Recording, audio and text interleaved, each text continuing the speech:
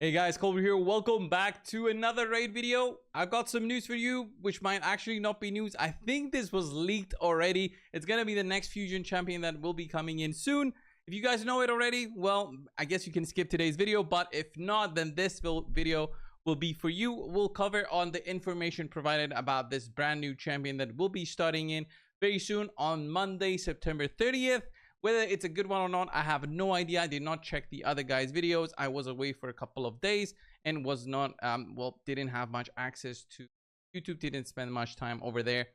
I hope it's a good one, honestly, because, well, of course, why not, right? We're also going to have on September 26th a guaranteed champion event for Ogryn Sun Curse, which I believe is one of the champions needed to pick up Mikage. So might as well go and pick that one out. 25 voids. If you got them, then it's a good way to get closer into Mikage. But let's go over Brew Guard Jeroboam. All right, let's go and see this new champion and give you guys my thoughts whether this is the fusion that we're looking for. All right, Stout Smash. It's gonna be a legendary defensive Ogryn Tribes champion. So looks like looks good, by the way. I actually like it a lot. Anyway, attacks one enemy 2 times, 35% chance of decreasing the cooldown of a random ally skill by 1 turn.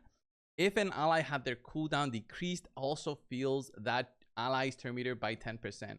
It gives you 15 extra chance, so 50% chance to decrease the cooldown by 1 turn. It might not seem a lot, but it's a double hitting attack.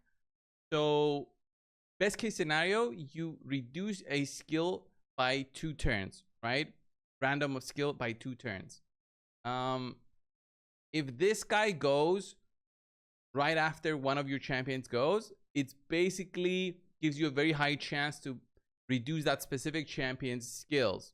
After lots of the rotations go, then, well, of course, this guy will not be very good to target a specific ally's skills, depending on what kind of teams you're running. But this is a very strong A1 skill, which might actually even be the selling point for this champion. I don't know. Let's have a look at the other skills as well.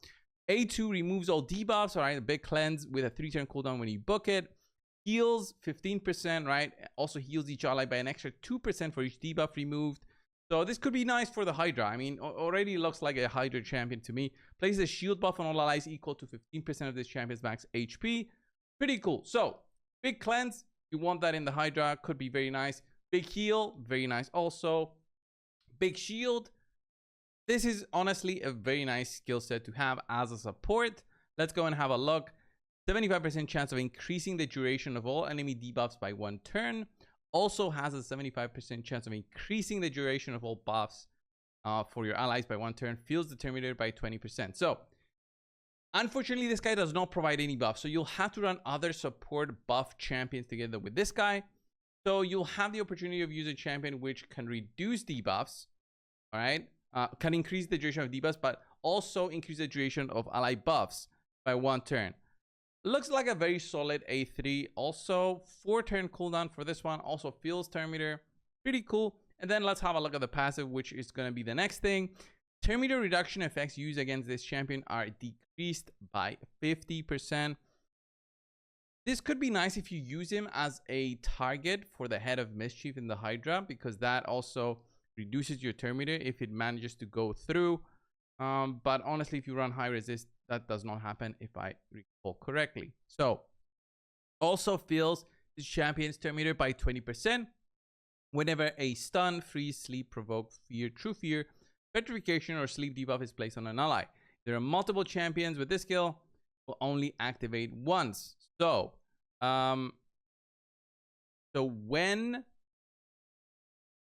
whenever a stun, freeze, sleep, provoke, fear, or true fear debuff is removed or expires, fills the turn meter by 20%. If there are multiple champions on the team with this skill, it will only activate once. Okay,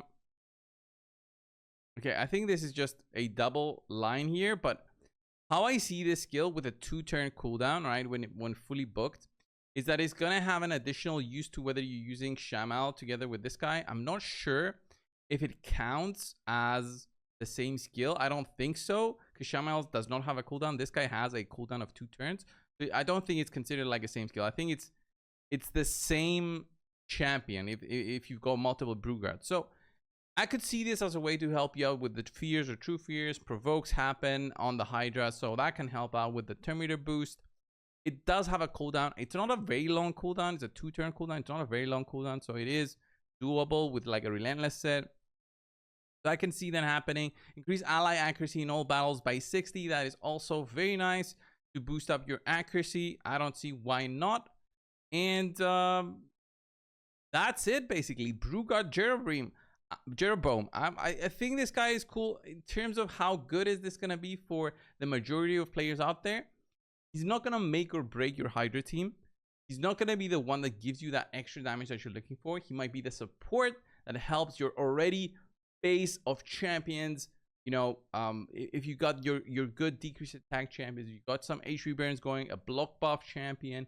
If you got some damage dealers that can get through with damage, this guy will just have an additional support for them. If you got the buffers, it's gonna help the buffers. Okay, you'll be able to increase the duration of debuffs such as decreased defense and decreased attack.